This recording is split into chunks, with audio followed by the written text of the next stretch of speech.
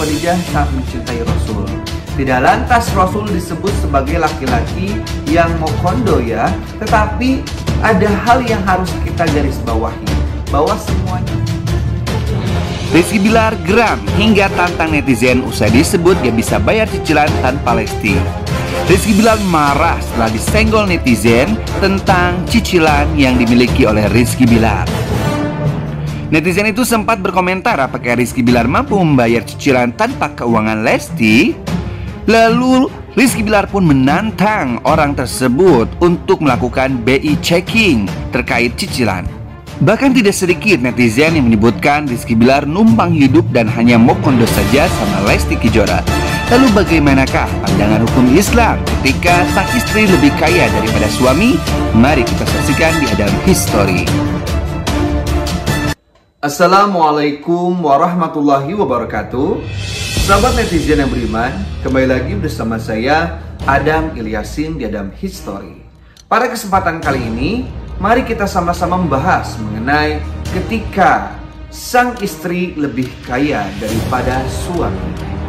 Ini berkaitan dengan keluarga Lesti Kejora dan Rizky Bilar yang lagi-lagi mendapatkan hal yang tidak mengenakan oleh netizen.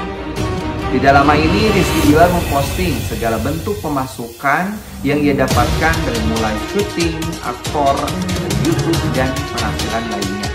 Hal ini dilakukan oleh Rizky Bilar karena banyak sekali netizen yang menyangka bahwa Rizky Bilar itu numpang hidup. Bahkan tidak sedikit dari netizen ini yang tega mengatakan bahwa Rizky Bilar hanyalah mokondo, menumpang hidupan kepada Lesti Kejora.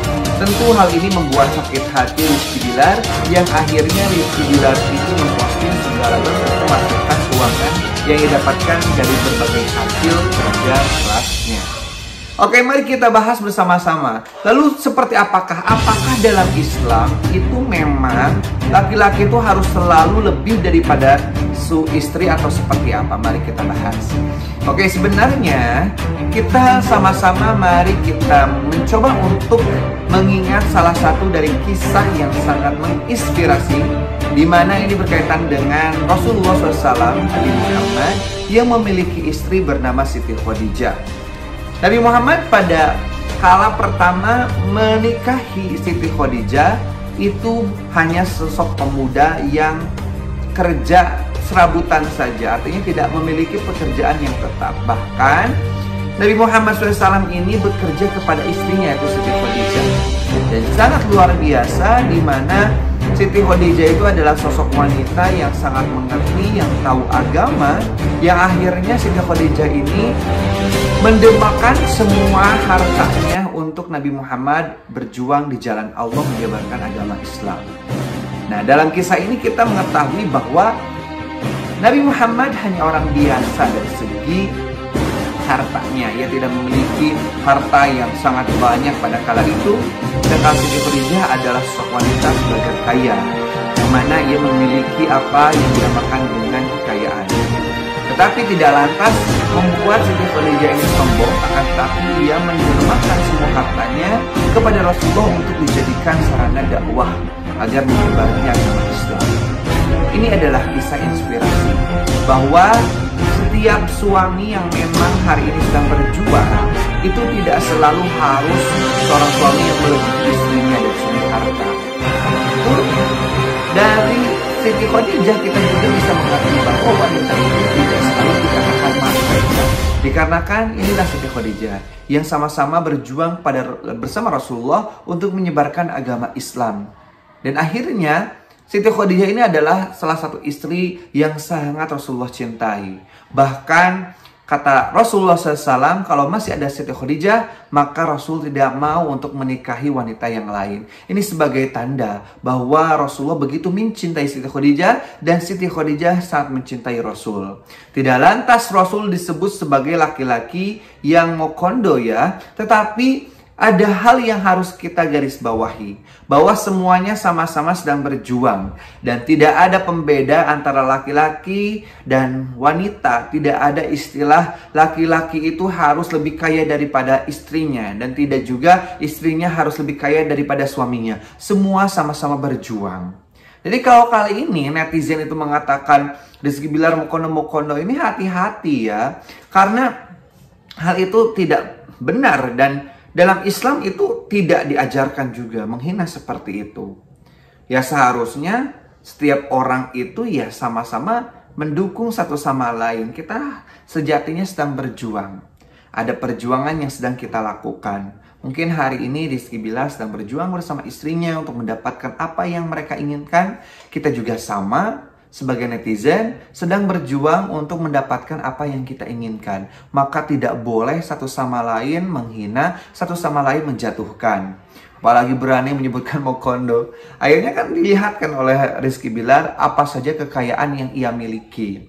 Ingat, ada sebuah ayat yang menjelaskan bahwa ar-rijalu qawwamuna 'alan nisa. Ini bima fadzalallah. Bahwasanya laki-laki itu bisa menjadi pemimpin rumah tangga untuk istrinya bukan karena hartanya, tetapi adalah karena karunia Allah Subhanahu wa taala.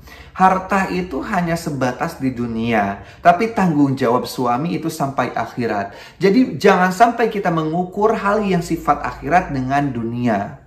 Ini nauzubillah min zalik, kembali lagi kenapa netizen itu tidak selalu berpikir hati-hati ya untuk mengomentari, untuk membuat sebuah komentar statement di sosial media.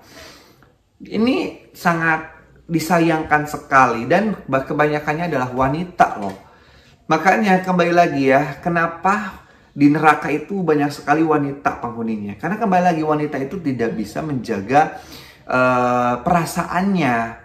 Perasaan, kalau sudah tidak suka, kalau suka berlebihan, kalau tidak suka berlebihan, seperti itu. Bahkan banyak sekali yang akhirnya udah berkomentar jelek, akhirnya minta maaf kan, seperti itu. Ini kebanyakannya adalah wanita loh.